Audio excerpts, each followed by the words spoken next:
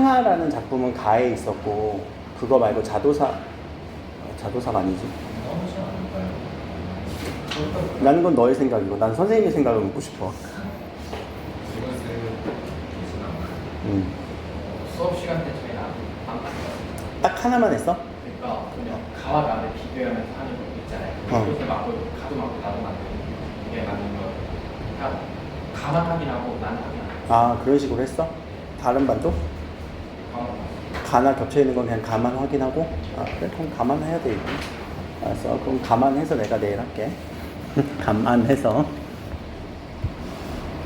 자, 공무도화가 그래서 이번에 우리 시험 범위가 뭐 공무도화가만 하나 들어가느냐? 아니야. 공무도 하나 말고 뒤에 가면은 여기 황조가라고 하는 이 작품도 시험 범위라고 생각을 하세요. 근데 이거는 어렵지 않은 내용이니까. 그리고 뒤에 가면은 3인곡 있고요. 이제 이 3인곡에 대해서 여러분들 저번에 우리 했던 거 한 번 더 생각해 보시고 여기 있는 학습 활동이 엄청 중요하거든. 그래서 오늘은 이 학습 활동 위주로 다시 한번 읽어보려고 해요. 그럼 자, 공무도화가의 학습 활동입니다.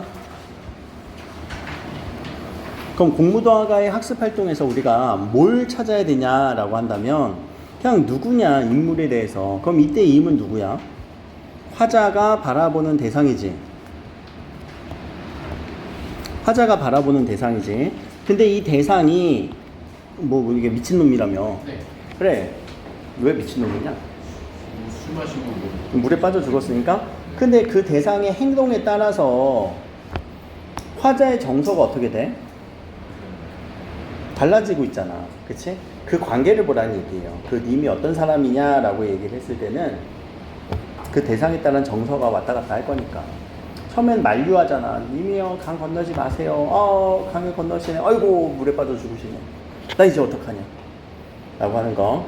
그래서 밑에 시적 화자의 정서가 어떻게 변하는지 정리해보자 라고 얘기를 하는 그 부분. 그렇게 연결을 해주셔야 돼요. 알겠죠? 요 학습활동 1번에서는요. 자, 2번 같은 경우도 자, 우리 한국문학사의 이제 공무도화가라는 작품은 자, 첫 번째.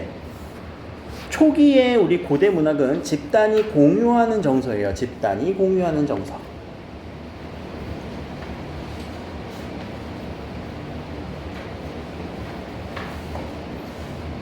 자, 집단이 공유하는 정서다. 그러면 이 집단이 공유하는 정서다라는 얘기는 뭐냐면요.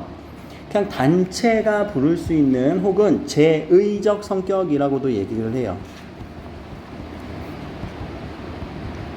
제사의식을 나타낼 때 뭔가 이게 주술적이고 제사의식. 그래서 대표적인 작품이 구지가라는 작품이에요. 거부가 머리를 내놓아라 아니면 내가 너를 잡아먹겠다 라고 하는. 그러니까 그것과는 완전히 또 다르다. 그래서 여러분들이 이번에는 작품 자체가 그렇게 많지는 않으니까 그거에 대한 내용 이해뿐만 아니라 거기서 파생돼서 나갈 수 있는 부분들을 좀 정리해 놓는 게 제일 중요하다. 자, 그래서 이런 노래는 주술적이거나 제의적인 요소가 발전되기도 한다라는 얘기죠. 자, 그러다가 이제 개인의 고민이나 정서가 담겨져 있다. 공무도화가가 개인의 고민이나 정서라는 거지. 누가 님을 강을 건너지 말겠어. 그게 뭐 어떤 대상이 그 사람 아니면 다른 의미가 투영되기는 좀 힘들잖아. 그치? 그래서 개인의 고민이나 정서가 담겨져 있다라는 이 부분으로 공무도화가는 그래서 최고의 서정시이다. 현존하는 최고의 서정시. 최고라는 거는요, 가장 오래됐다. 그치? 오래됐다라는 거예요.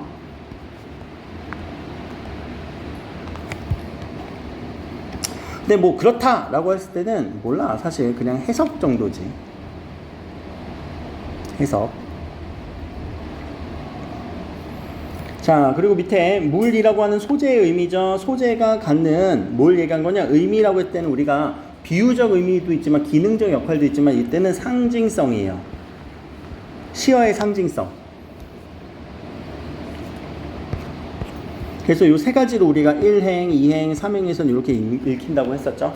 근데 첫 번째가 사랑이라고 읽히는 이유는 뭐라고? 님 건너지 마세요 라고 하는 걱정, 근심. 나 님을 지금 걱정해 주는 거니까. 이제 물 건너지 마세요라고 하는 걱정의 마음이 사랑이라고 읽히는 거예요. 그 외에 우리 물은 어떤 상징성이 있니? 그 외에 여기 말고. 이 작품에서 말고 응? 작품 내에서 아니라 아니 뭐 물에 대한 상징적 어떤 소재들. 어? 탄생, 그치. 탄생도 있고 생명도 있고 정화도 있고, 그쵸? 뭐 이런 소재들로도 많이 쓰여요. 그래서 물이라는 요 시어를 가지고 비교하라는 내용도 출제될 수 있단 말이야. 알겠지? 아니면 공무도화가의 물과 가장 의미가 동일한 시를 찾으세요. 알겠죠? 그때는 요 이별과 단절, 이별이라고 하는 소재가 밑에 정지상의 송인. 송인이라는 작품은 여러 번 했을 텐데 기억이 나나 모르겠다. 대동강물은 언제나 마르려나 해마다 슬픈 물결 보태나니 안 마른다는 얘기지? 그거예요. 이거 남포에서 이별하는 시. 남포에서 이별하는 시. 옆에는 파릇파릇, 뚝방에는 파릇파릇. 몰라? 기억 안 나? 알았어. 나중에 다 뽑아서 줄게. 누구랑 연결 이런 식으로 다 줄게. 알았어. 기다려. 자, 넘어가서 이제 황조가와 그러면 자 연결될 수 있는 부분은 뭐냐면은 자 뒤에 배경설화가 있다는 얘기예요. 배경설화.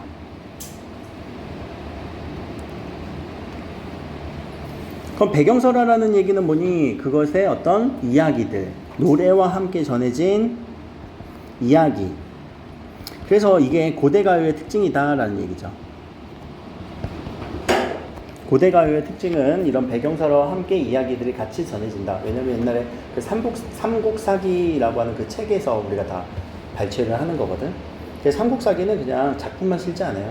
여러 가지 이야기 중심으로 기술된 거지. 사실 노래는 메인은 아니야, 삼국사기에서.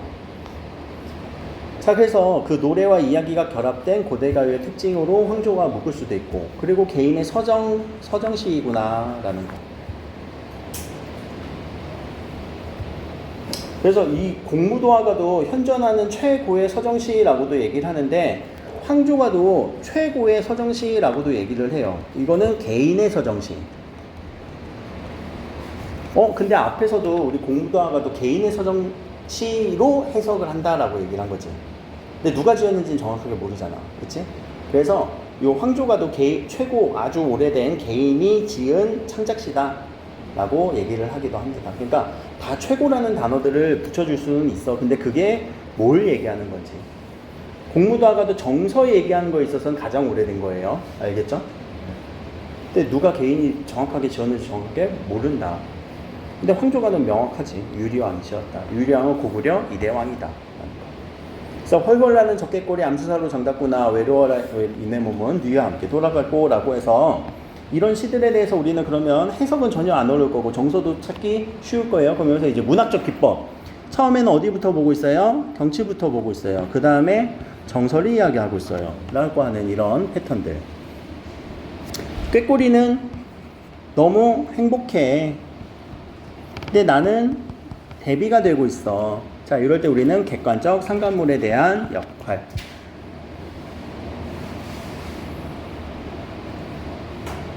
오케이?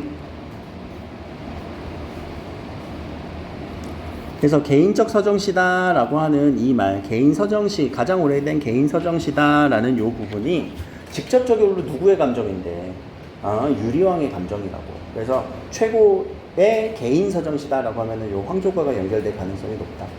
알겠지? 그렇게까지 막 구체적으로 나올까 싶기도 하지만 혹시 모르니까.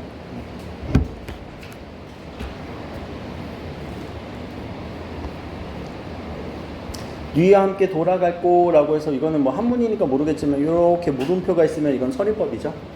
그렇지? 서리법의 느낌도 있다. 그래서 고대가요에서는 이 정도로 우리가 찾아질 것 같고요. 그렇죠? 밑에서도 공통점 차이점 한번 읽어볼까요? 황조가와 달리 공무도화가에서는 제외 불가능. 황조가에서는 그래도 가능성은 좀 살아있음. 뭐 이 정도. 이 정도. 근데 공통점은 뭐예요? 둘 다 이별의 상황. 갖고 왔어? 이따가 내가 다 오늘 다 제출하고가 문학교과서랑 진검다리 다 갖고 왔니? 갖고 제출하고가 나 조금이라도 필기된 거 다 찾아낼 거야. 아 진짜로. 그리고 자료로 해서 줄게. 그러면 제가 필기한 걸 찾으실 수 있습니다. 괜찮아. 우리 딸 시켜야 되겠다. 여기 글씨 써져 있는 거 찾아봐. 이러면서 못 찾겠는데. 읽지는 못해. 낙서는 안 하면 다행이니까. 자, 근데 밑에 야, 이 이별이라고 하는 상황과는 이번에 많은 시가 연결되죠. 첫 번째 공무다가, 두 번째 황조가, 세 번째 초혼. 그리고 초혼의 학습 활동에 나와 있는 게 님의 침묵이에요. 이따가도 하겠지만. 삼위인곡 뭐 다 연결되네, 그쵸? 성삼별곡 빼고 어부단가 빼고. 어부단가도 근데 어부단가는 삼위인곡은 또 그거잖아. 님에 대한 충성을 드러내는 거고, 님과 이별한 상황이라고 볼 수 있고, 임금과는 좀 떨어져 있는 상황이라고도 볼 수 있을 거고. 그래서 그런 부분들로 여러분들이 좀 정리를 해주시는 게 이번에는 좀 포인트지 않을까. 제가 원래 중간고사 때 그렇게 했는데 중간고사 때는 그걸 다 피해서 나왔는데 이번에는 분명히 그렇게 나올 것 같아요. 자, 여기서도 쭉 보면 자 10페이지에 3인국이에요. 3인국 10페이지 보면은 님에게 보내려 님 계신데 바라보니 산인가 구름인가 멀기도 멀구나 라고 하는 이 님 계신 곳은 아까 님 계신 곳은 어디라고 했어? 옥루고처 공황루 이런 곳이었지? 옥루고처 공황루. 그래서 화자와 대비되는 위로 소상남반 이런 식으로 또 연결될 수도 있고요. 왜냐면 이건 내용이 얘거든. 님 계신 곳 어디야? 화자 있는 곳 어디야? 그래서 네가 이거 독해돼? 어디 있는지 알아? 그거는 당연히 독해 문제라서 여러분들이 정리를 하셔야 되고요. 자, 그리고 근데 산인가 구름인가 먼 것처럼 느껴져 라고 할 때 이때 산의 역할, 구름의 역할 똑같은 역할이에요. 이때는요. 알겠죠? 네. 근데 이게 송민곡에서는요, 자꾸만 송민곡 얘기를 하는데, 네. 송민곡에서는요, 산에 올라가요. 어딜 보려고요? 님 계신 데 보려고요. 근데 여기에 구름이 막아요. 장애물이 좀 있죠. 안개가 막아요.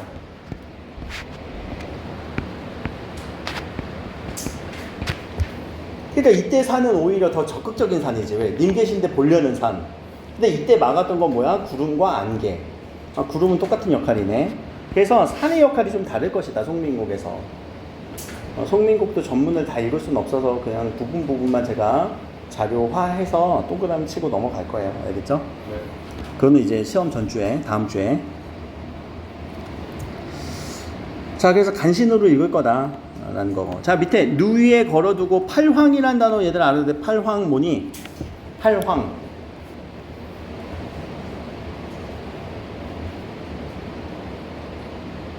팔황. 온세상. 맞아. 자, 온세상 다 비춰주세요. 그래서 심산궁곡 이것도 해석해봐. 심산궁곡을 심산 깊은 심. 그렇지. 깊은 산 속 깊은 골짜기 궁벽한 골짜기 깊은 산 속 곡짜기. 알겠지? 거기까지 어떻게 하라고? 대낮같이 만들어주세요. 맹구소사는 맹가노니 들어봤잖아. 28자를 맹가노니. 그래서 깊은 산속 골짜기를 아주 대낮같이 만들어주세요 라는 말의 의미는 뭐예요? 정치를 잘해주세요. 선정이라는 거는 선한 정치, 착한 정치를 얘기해요. 그래서 임금님에게 정치를 잘해주세요 라고 하는, 그러니까 이게 이제 정치적인 화자로서 있는 거죠. 정치인으로서의 화자.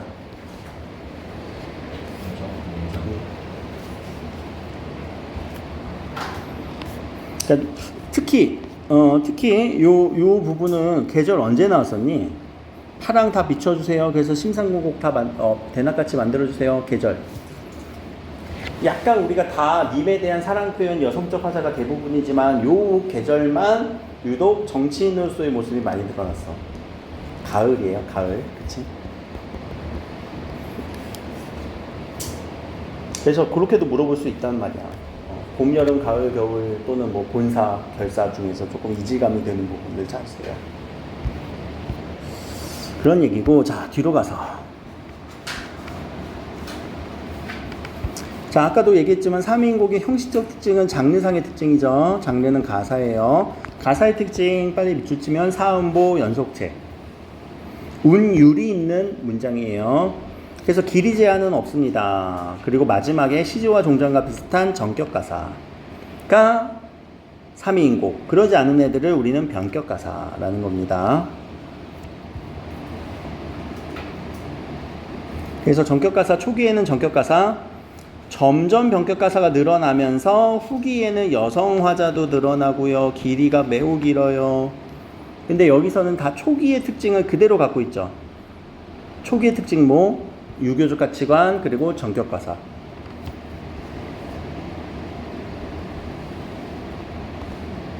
자, 그리고 얘는 항상 중요하게 생각하는 그 우리 김만중 아저씨의 글이거든요. 김만중 혹시 아니? 아쉽게도.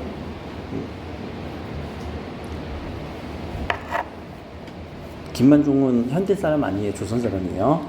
그래서 밑에 자, 우리나라의 시문이라고 하는 건 시 혹은 산문 글은 자기의 말을 버리고 다른 말을 흉내내어 쓴 것이니 설령 아주 비슷하다 하더라도 앵무새가 사람의 말을 흉내낸 것에 지나지 않는다. 그럼 다른 나라의 말 어느 나라인데?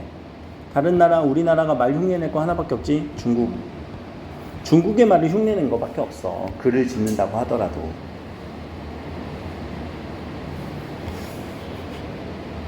자, 나무하는 아이들의 또는 아낙네들의 말 노래하는 것이 비록 천하다 속되다 할지라도 비록 몰모일지라도 중요한 게 아니지. 참과 거짓을 따진다면 공부하는 선비들이 이른바 시부라고 하는 것과는 비교가 되지 않는다라고 했을 때는 야, 그럼 뭐가 더 중요하다는 거야? 시부라고 하는 것과는 비교가 되지 않는다. 그렇지. 시부보다 훨씬 나아, 얘들아. 공부하는 니들이 하는 거 밑에 봐봐. 시와 부라고 하는 거는 한문체라고 했죠. 여기 한문체. 한문은 얘들아 어느 나라의 문장이야? 그래, 중국의 문장이야. 그러니까 중국의 문장 너 그냥 따라하는 거잖아. 그것과는 야 비교할 바도 아니지. 이게 짱이야, 이게 짱이야, 이게 짱이야. 그래서 우리말을 정확하게 표현해 주는 거를 이 김만중 아저씨는 되게 좋아하세요. 우리말에 대한 표현. 그래서 세편노래, 관동별곡, 삼위인곡, 송미인곡, 이게 하늘로부터 받은 본성이 담겨 있으면서 천박함은 없다. 그러니까 우리말을 잘 표현했다라는 말입니다.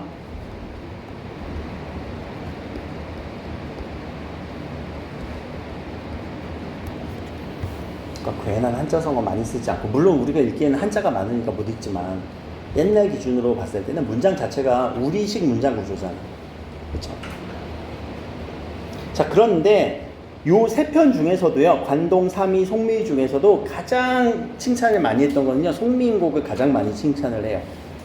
송미인곡을. 송미인곡은 심지어 뭐까지 나오냐면 아낙네들이 서로 대화체로 얘기를 하거든.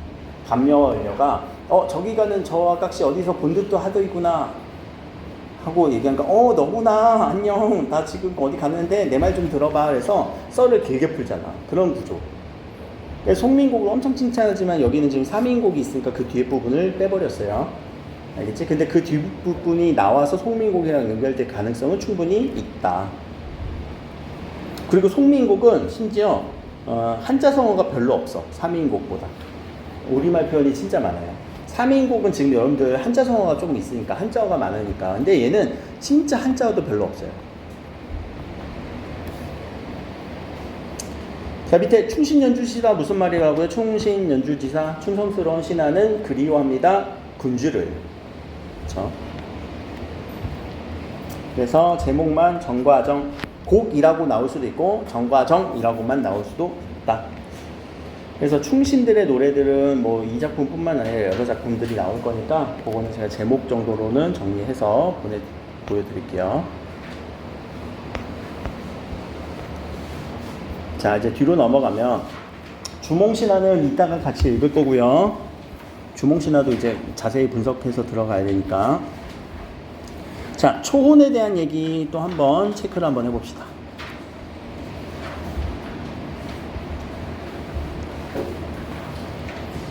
자, 초혼할 때 초자가 뭐라고요? 잠깐만, 이거 지난번에 초혼 수업 만드는 사람이 은정이랑 누구지? 다 들었나? 저번 주요? 저번 주. 안 들었나? 초혼 무슨 뜻 같아? 저번에 처음 했다. 은정이는 뭐 같아? 원진아 뭐 같아? 그렇지. 초자가 초대하는 거예요. 혼, 영혼. 그래서 초혼행위라고 해서 영혼을 부르는 행위라고 하는 제사의식 중에 하나예요. 그러니까 결혼 처음 한 것도 그치, 그런 거. 나 초혼이야. 알지? 나 초혼이야. 근데 여러분들 선배들 지금 고3들도 그렇게 해석해. 결혼 처음 했나? 김소월이? 야, 이거 결혼 얘기가 나오냐? 안 나오지? 그래서 영혼을 초대한다라는 얘기야. 그렇게 잡으면 벌써 시의 상황이 잡히잖아. 그쵸? 야, 장윤정의 초혼도 지난 시간 들려줬거든? 장윤정의 초혼. 노래 알아? 노래 알아? 몰라? 살아서는 딱 앞구절 하나만 보면 아, 죽었구나. 이렇게 생각할 수 있어. 알겠지? 그래서 시의 상황. 자, 님은 어떻게 된 거야? 그러면 죽었네. 그쵸? 이별의 상황이다라는 걸 알 수 있을 거고요. 자, 밑에 가면 영탄법이 강화되고 있습니다. 자, 여기서 영탄법이라고 얘기했고 반복법이라고 얘기했는데, 반복법은 당연히 운율 그리고 강조, 반복법은 운율, 강조 두 가지 특징인 걸 알지? 그리고 영탄법도 강조 알죠? 자, 근데 이 영탄법이 확대될 수도 있어요. 그래서 이 영탄법 더하기 영탄법 더하기 영탄법을 우리는 격정적 어조라고도 얘기를 해요.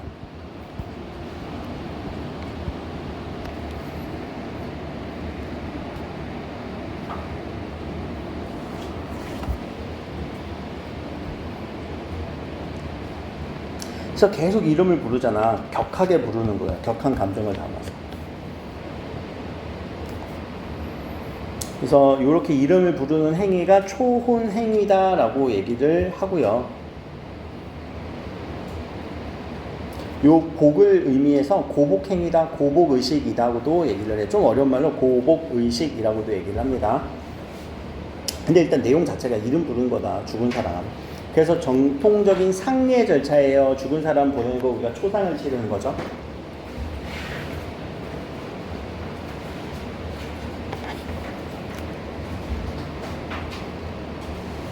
내용은 안 어려워. 이름 부르는 거야. 죽은 사람의 이름을 부르는 거야. 그래서 허공 중에 흩어진 이름이여, 불러도 주인 없는 이름이여, 주인이 없이 죽었으니까 부르다가 내가 죽을 것 같아 라고 하는 간절한 심정을 얘기하는 겁니다. 까지 끊고, 자, 운율을 먼저 한번 체크하고 가자. 산산이 부서진 이름이여, 몇 음보? 3음보. 허공에 헤어진 이름이여, 불러도 주인 없는 이름이여, 부르다가 내가 죽을 이름이요. 오케이. 3음보 연속자 아니야, 이거. 그냥 3음보야. 자, 근데 이 3음보가 이 김소월 시인이 정말 잘 쓰는 거예요. 3음보. 어떤 식으로 쓰냐면 3음보를 7, 5조의 3음보를 많이 써요. 7글자, 5글자, 7글자, 5글자. 그럼 7글자는 어떻게 형성되겠어? 3, 4, 5가 되겠지. 그치? 또는 4, 3, 5가 되겠지. 관계없어요. 그럼 7호조라고 하는 이런 율격을 우리는 민요적 율격이라고 한다. 그래서 민요에서 많이 드러나요. 아리랑 아리랑 아라리요. 오케이? 그럼 이 민요적 율격에서는 민요의 우리 주된 정서에 뭘 담으려고? 한의 정서를 담으려고.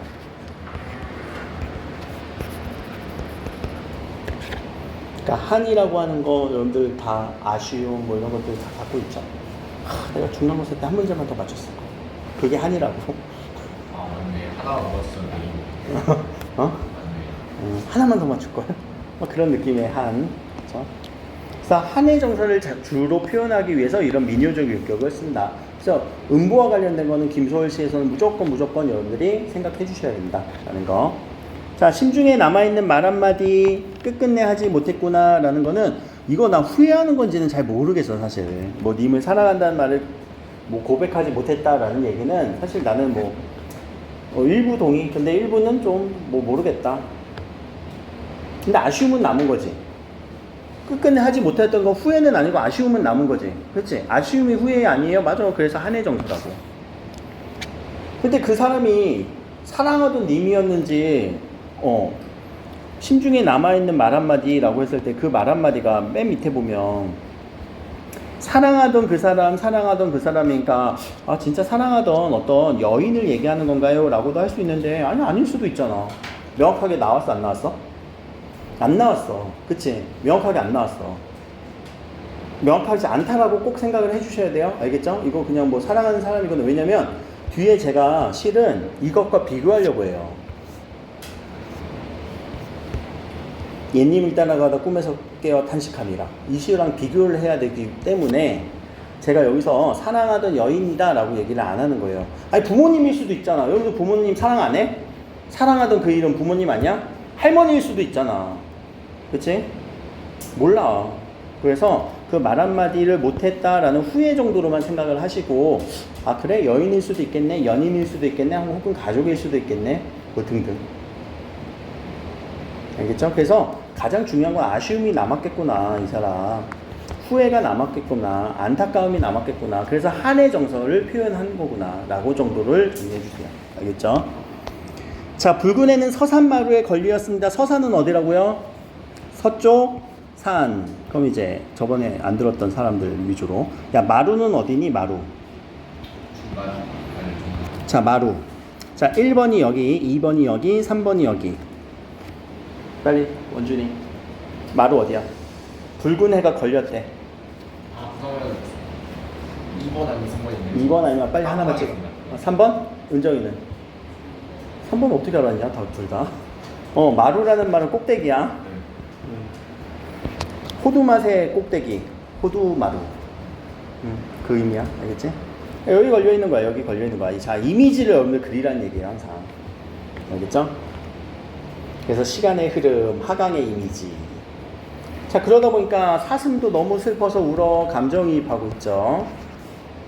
떨어져 나가앉은, 야, 근데 산인데 떨어져 나가앉은 산이래. 왜 떨어져 나가는데? 그만큼 고독하고 혼자 있고 이런 것들을 얘기하려는 거지. 산 위에서 이 사람 여기에서 이름을 부르고 있습니다.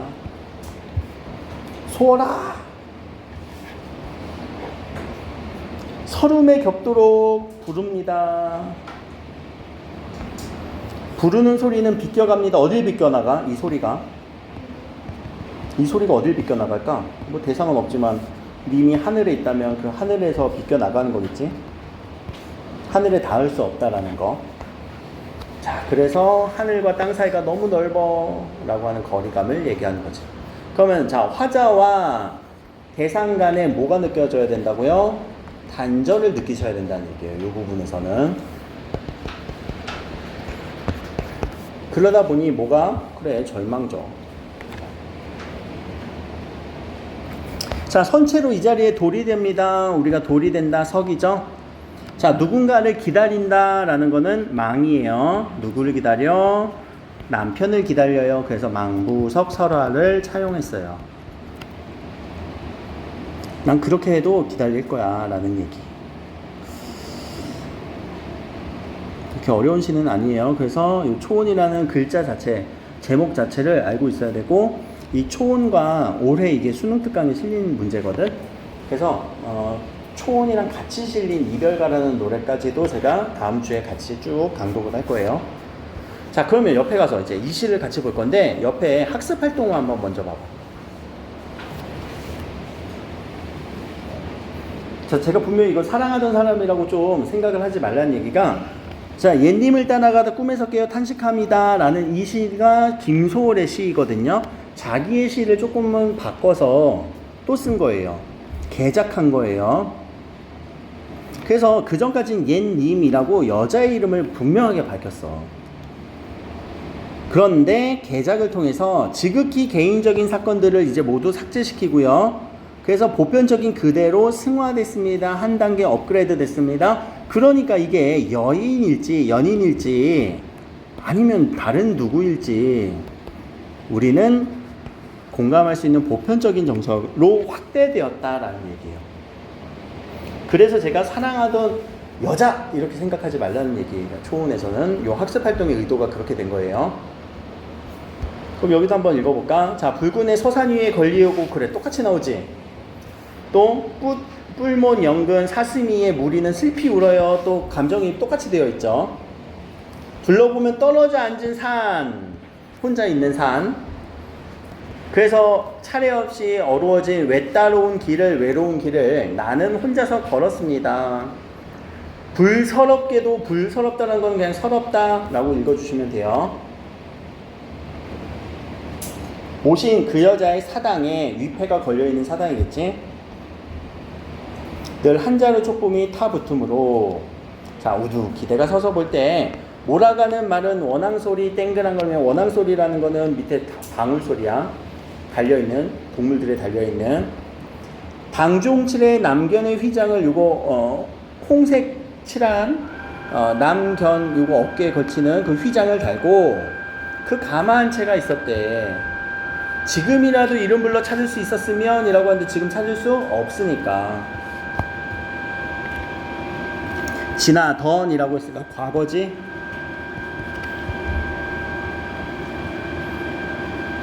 그러니까 그런 과거의 모습들이 떠오른다고. 그 님이 그 여인이 이렇게 지나갔었던. 그래서 심중에 남아있던 말 한마디 똑같이 써있고 사람은 마저 하지 못하는 것을 아쉬움의 정서가 똑같이 느껴지죠.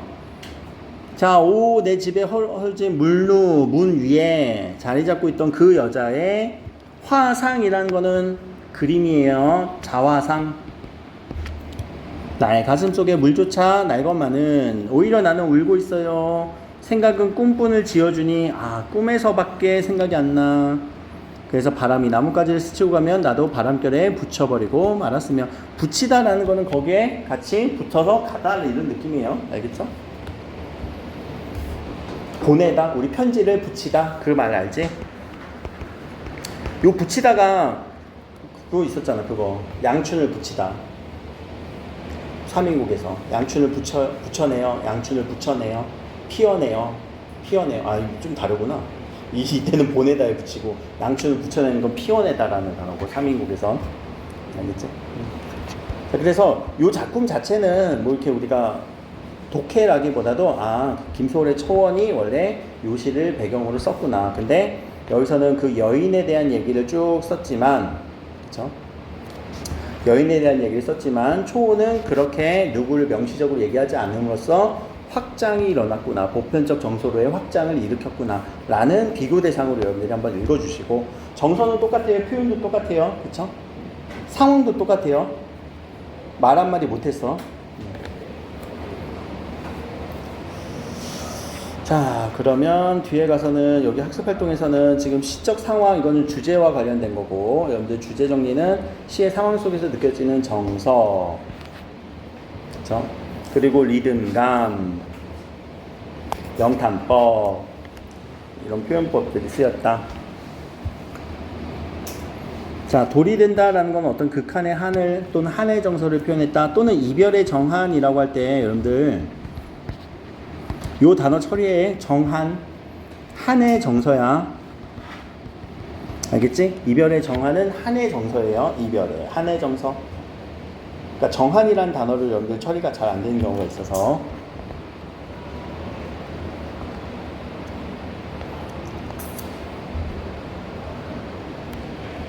그래서 보편적 정서인 한을 노래하였다.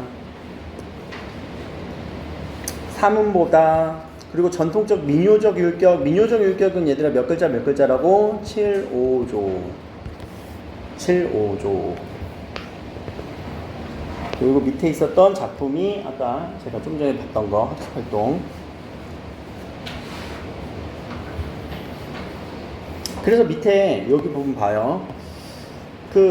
초원에서의 님을 우리는 사랑하던 사람이라고 생각하지 말라는 이유가, 혹은 일제강점기라고 하는 부분이면은 잃어버린 조국으로도 해석될 수도 있기 때문에 보편적 공감을 얻는 게 목적이었다라는 정도로만 읽어주라는 얘기야. 알겠지?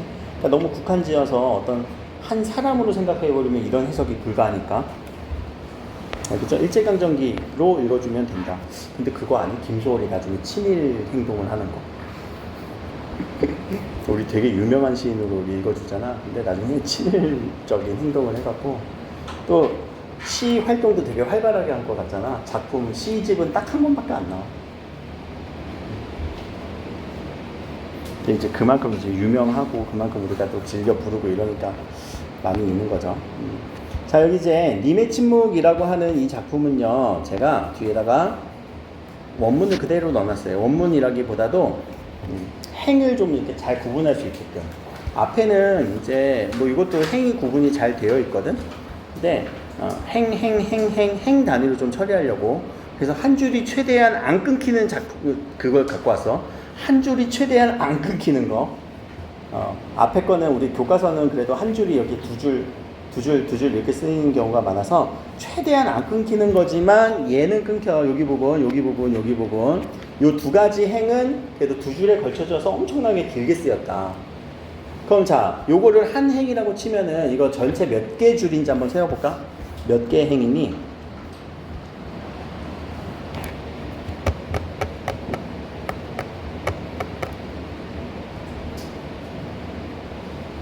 몇 줄이야? 10줄. 그렇죠? 10개의 줄이에요. 자, 그리고 님의 침묵은 뭐 여러분들 많이 읽었을 것 같기도 하고, 아니, 많이 읽진 않았겠다. 대표적인 구절밖에 없잖아. 그치? 님은 같지만 나는 님을 보내지 않습니다. 여기밖에 모르잖아. 그쵸? 그 앞뒤는 다 알아요? 저번에 우리 잠깐 읽긴 했는데. 그래서 요 부분에 대한 독해를 우리가 조금 더 깊게 들어갈 거예요. 학습활동 엄청 잘 보라고 해갖고 좀 더 깊게 해줘야 될 것 같아서. 그러면 자, 밑에 봅시다. 자, 1행이에요. 님 같습니다. 사랑하는 나는 님은 같습니다. 라고 해서 얘들 뭐뭐 했습니다 라는 표현은 무슨 말일까? 뭘 표현하는 걸까? 요게 경어체 표현이에요. 높임법이라고, 상대 높임법이잖아. 그쵸? 그래서 상대 높임법이다 보니까 이게 혼자서 자신의 속마음을 누군가에게 들려주는 대화체로도 볼 여지는 있어요. 자, 근데 그거보다 더 중요한 거, 라는 감탄사, 영탄법, 그리고 사랑하는 님은 같습니다. 님은 같습니다. 반복법. 앞에서도 얘기했죠. 이런 반복을 통해서 뭐 했다고요? 의미 강조. 그리고 하나 더, 운율 형성. 의미를 강조하고 운율을 형성시키는 거. 그러면 여기서 벌써 상황을 우리는 잡아주면 되겠네. 님의 부재 상황. 이렇게 자꾸만 남이라고 쓰냐. 님의 부재 상황.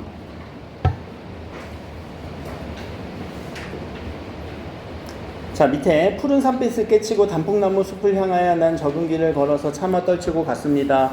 여기서도 내가 이제 보다가 보면은 깨치고라는 단어 저번에 우리 어떻게 읽으라고 했었니? 깨치고가 많이 나오거든?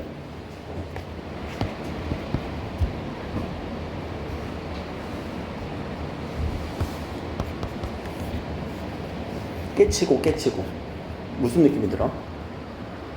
깨우치다? 아니야. 깨지다예요. 깨고예요. 깨고. 알겠지? 치자 그냥 지워버려도 괜찮아요. 그래서 푸른 산빛을 깨고 이렇게 생각해주면 돼. 야, 그럼 푸른 산빛은 푸르다라는 이미지는 좋은 느낌이야? 안 좋은 느낌이야? 좋은 느낌이지? 근데 그것을 깨고 단풍나무 숲을 향하여 난 좁은 길을 걸어서 참어라는 거는 야 그만 좀 참어 이게 아니라 참아. 거기서 온 거예요. 참다에서 온 거예요. 참다에서 온 단어이긴 한데 참아 떨치고 갔습니다. 누가 갔어요? 그치. 님이 간 거지. 그럼 님은 여기 왜 갔을까? 푸른 산빛을 깨고 단풍나무 숲을 향하여 왜 갔을까?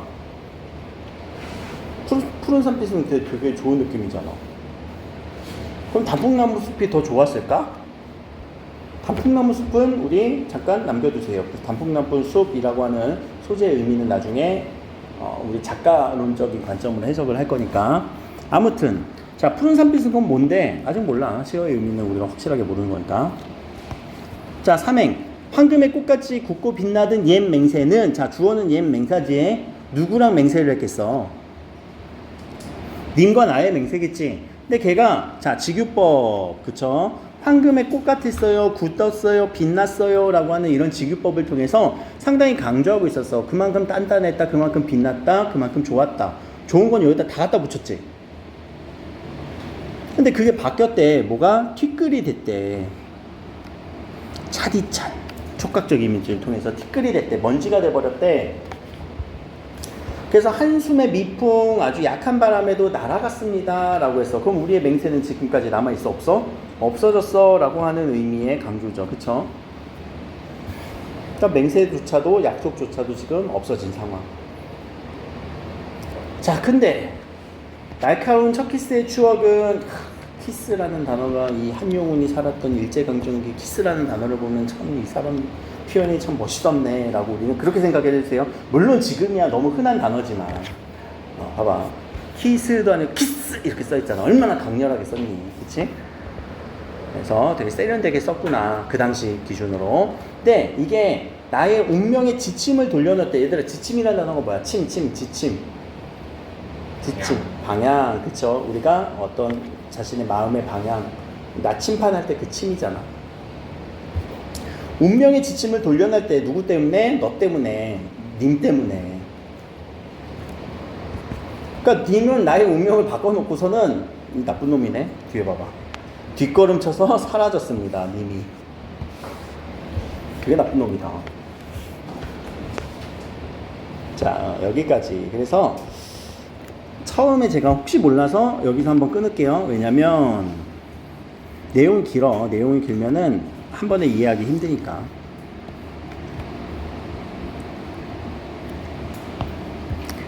자, 여기까지 그럼 내용을 요약하기 전에, 자, 문장이 길죠. 그리고 최대한 제가 안 끊기는 자료를 갖고 오려고 3년 전 수능 특강 자료를 갖고 왔는데, 자, 이 얘기는 뭐냐면, 문장이 너무 길어. 이걸 우리는, 자, 산문시라고 할까? 산문적 진술이라고 할까?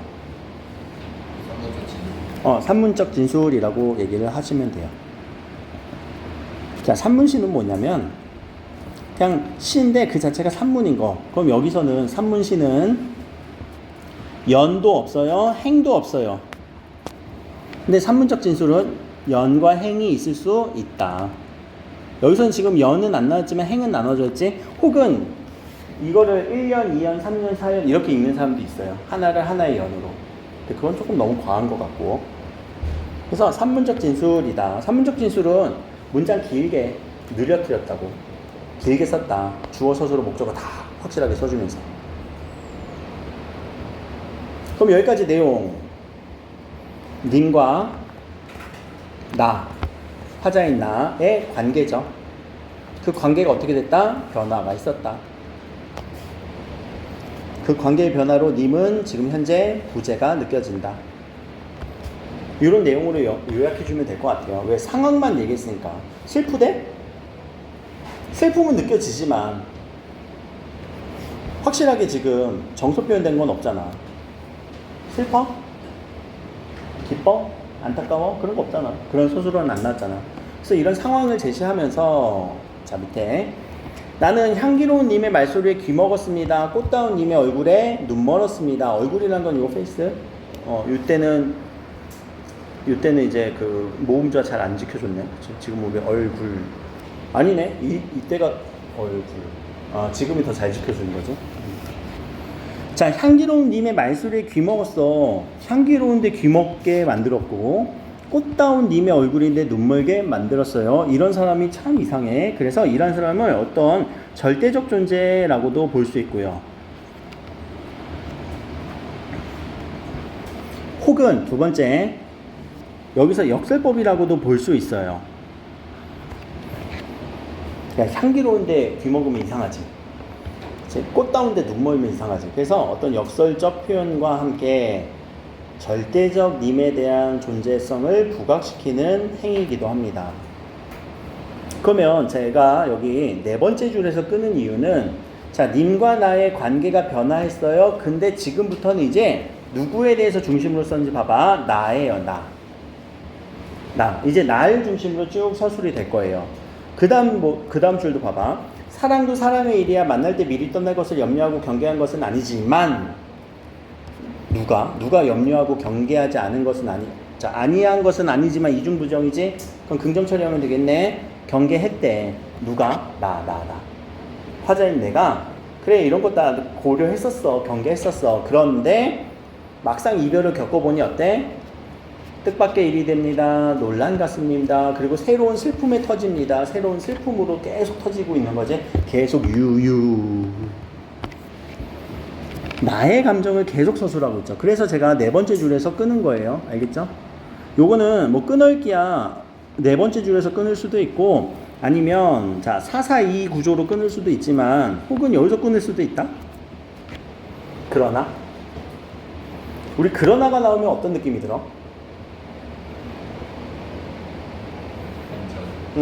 우리 남신이주의동 박시봉방도 생각해봐. 그러나 날짜가 지나니까 차츰이 슬펐던 건 가라앉고 고개를 들어 하얀 창문을 봤더니. 그러나 라고 하는 이 표현은, 자, 이제 시상의 전환이 일어나기도 한다.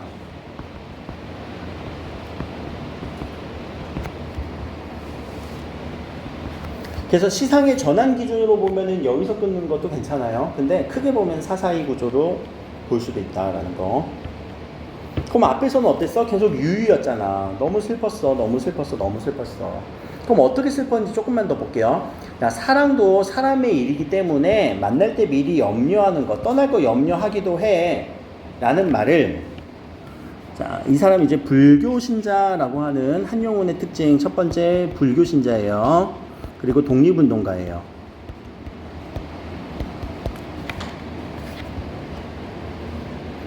라고 하는 특징으로 보면, 자, 불교에서 이런 용어들을 써요. 회, 자, 정, 리.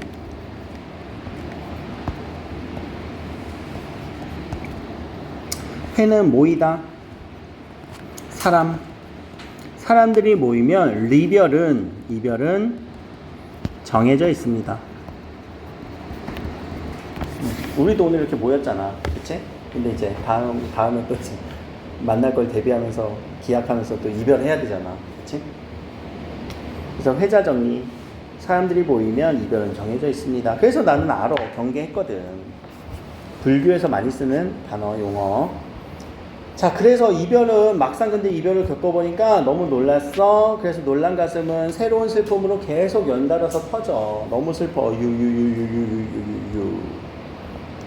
자, 그럼 그러나 기준으로 뭐가 바뀌었는지 보자.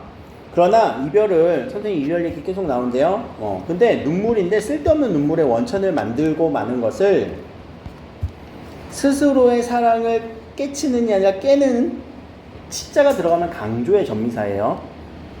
아는 까닭에, 자, 다시.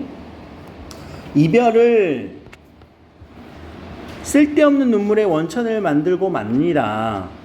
그래서 그 이별은 눈물의 원천을 가지고 나의 사랑을 깨는 것인 줄 알아요. 이렇게 내가 슬퍼하고 눈물을 흘리면은 내가 간직했던 사랑을 깨버리는 걸 알기 때문에, 왜 조금이라도 님을 나는 더 간직해야 되잖아.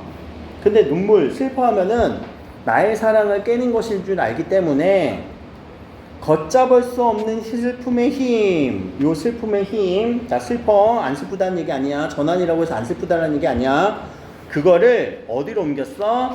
희망의 정수박이는 정수리, 머리에 들어부었습니다. 잠깐만, 그러면은, 자, 희망의 정수리에 들여부었다는 거는 나 슬픔으로 가라앉는다는 게 아니라 이 힘을 전환시켜서 머리 위로 희망을 갖겠다라는 얘기란 말이에요. 그래서 전환이 일어났고요. 시상이 달라진 또는 태도가 달라진 또는 자신의 마음이 달라진 곳을 찾아주세요 라고 하면은 이 부분을 찾으면 된다는 얘기예요.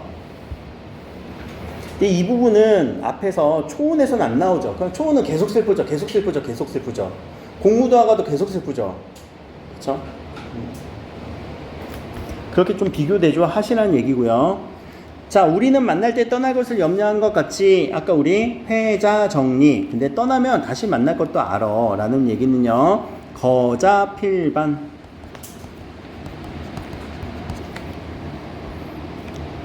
자, 거자는요. 간 사람은 반드시 반대로 돌아옵니다. 반자가 돌아올 반자. 필은 반드시 필. 간 사람은 반드시 돌아올 거예요. 그러니까 다시 만날 거예요 라는 말이에요. 자, 우리 모였으면은 이별은 있지만 이별했다고 해서 끝이 아니에요. 우린 다시 만날 거예요. 이게 불교 경전에 나오는 용어예요. 회자정리 거자필반. 그러니까 이 사람이 불교 이 신자라는 걸 아니까 이거 불교 얘기를 하는구나 라고 했을 때 하나 같이 처리해야 되는 게 뭐냐면 단풍나무 숲이에요. 자, 이 단풍나무 숲 자체가 뭐 가을의 단풍나무가 아니라 불교에서 얘기하는 고난, 수련 그 과정을 의미한대요. 나도 정확하게는 몰라요. 불교 경전을 내가 읽지는 않으니까.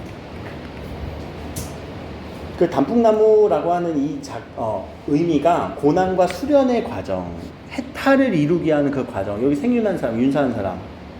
그래, 열반에 이르기 위한 과정. 이해되지? 그래, 번뇌를 끊어내기 위해서 그 과정. 그럼 이때 님은 뭐라고 생각을 하냐면 불교적인 관점은 그거, 해탈의 그 상태. 그러니까 거기 진리를 추구하는 거지. 종교적 진리를 추구하는 님으로도 해석을 해요. 불교 신자로서는 종교적 진리예요. 열반에 오르기 위한 진리예요. 해탈에 오르기 위한 진리예요. 부처가 되기 위한. 독립운동가로서는요, 뭐 조국의 광복이겠죠. 자, 광복이라고도 할 수 있고 그냥 조국이라고도 할 수 있을 것 같아요. 우리나라. 왜냐면 처음부터 우리가 광복이라고 넣어버리면 광복은 같습니다 이렇게 읽어야 되잖아. 우리나라 국토라고 생각하면 어때? 우리 조국은, 국권은 빼앗겼습니다 이렇게 해석할 수 있잖아. 그치? 그래서 조국이라고 또는 국토, 주권 뭐 이렇게 해석을 먼저 해주는 게 좋지 않을까? 그럼 광복은요 마지막에 나와야지. 다시 만날 것을 믿습니다. 나 님과 다시 만날 거야. 광복할 겁니다. 이런 식으로 해석을 하는 거지. 처음부터 광복을 넣어버리면 광복은 같습니다. 광복은 같습니다. 이건 아니고요. 다시 또 이제 단풍나무 숲은 그러면 고난과 수련의 과정이라고 했을 때 푸른 산빛은 뭐예요? 우리 일상이에요. 일상 또는 노멀한 상태.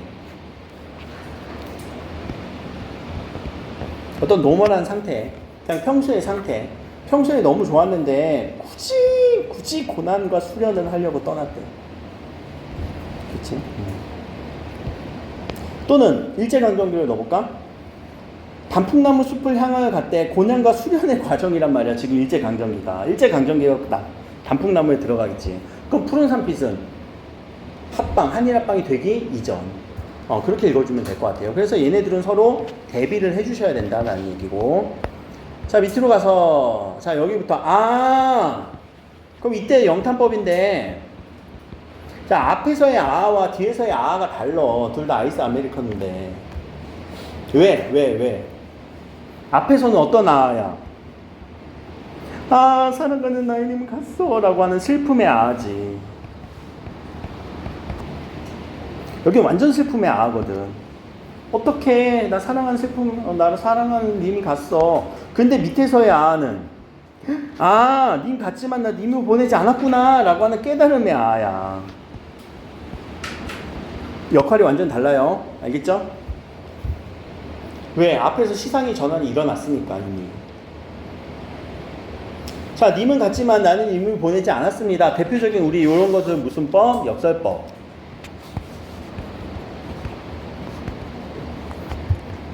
그래서 역설법은 첫 번째 서술어끼리 모순이 일어나는 경우가 있죠. 두 번째는요, 속성이 안 맞을 때 우리는 속성의 모순이라고 얘기를 하죠. 자, 아마 여러분들 배웠을 거예요. 모라니 피기까지는 배웠나?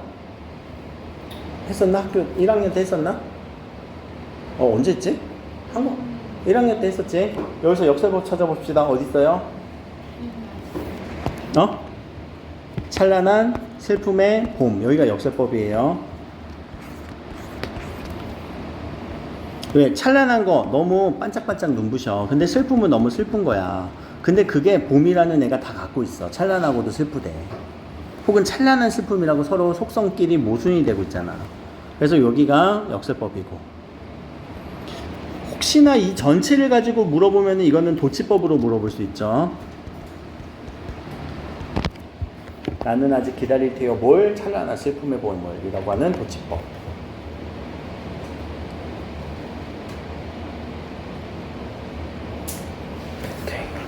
자, 밑에 제 곡조를 못 이기는 사랑의 노래는, 제 곡조를 이기지 못하는 사랑의 노래라는 거는 노래는 일정한 운율, 리듬감 또는 그 리듬 도 레미파솔라시도 레미파솔라시도라는 이 곡조의 안에서 움직여야 되는데 그걸 이겨내지 못한다? 완전 진동이 크다라는 얘기예요. 그쵸?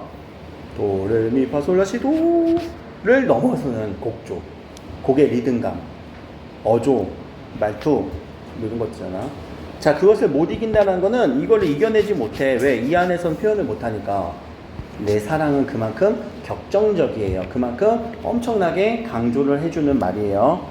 근데 이것도 나는 엄청 시끄러운 노래거든. 왜? 곡조가 막 왔다 갔다 하는 거니까.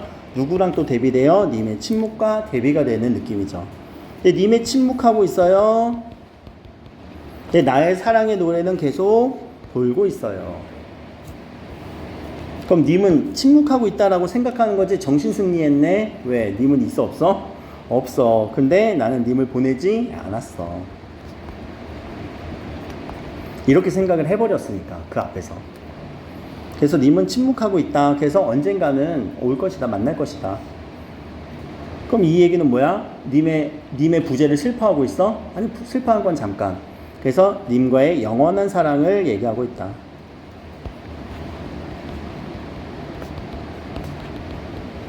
님과의 영원한 사랑, 변치 않는 사랑을 노래한 게 이 시의 주제.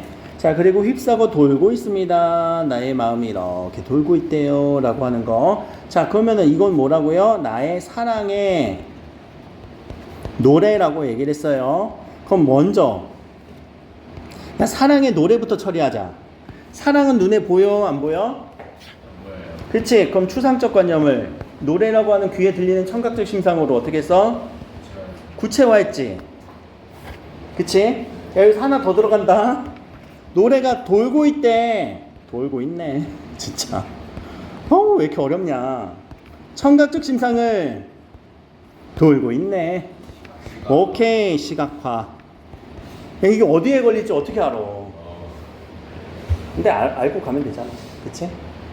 그럼 야, 여기서 요거는 추상적 관념의 구체화고 밑에는 공간각적 심상이지. 공간각적 심상 또 있어. 아니, 미안해. 요런 기법들이 또 나와. 한번 보자. 그러니까 슬픔의 힘을 들이부었대. 이게 있어? 들이부을 수 있어? 슬픔을 들이부을 수 있어? 추상적 관념의 구체화. 알겠지? 슬픔을 들이부었습니다. 추상적 관념의 구체화.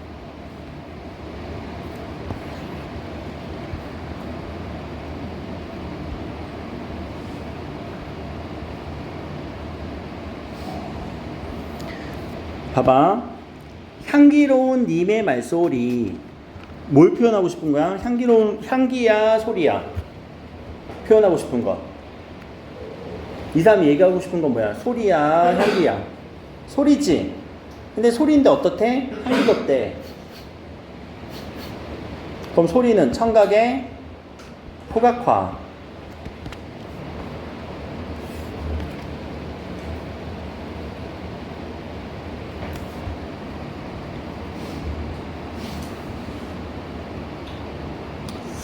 이 정도? 그래서 여러분들이 또 어렵지 않게 이 주제는 해석할 수 있는데 여기에서 많이 물어볼 수 있을 것 같아서 이건 아예 교과서에서 대놓고 나온 거라서 여기 있는 내용들보다는 더 자세하게 해야 될 것 같아요. 알겠죠? 여기보다는 더 자세하게 해야 되겠다. 그래서 앞에서는 여기서 얘기했지? 이별에 대한 탄식이라고 한다면 뒤에 아는 깨달음의 정서다라는 정도.